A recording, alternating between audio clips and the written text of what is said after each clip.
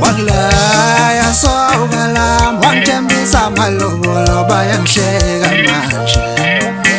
Wanglaya sokala wangitshembisa malobolo bayangihleka manje.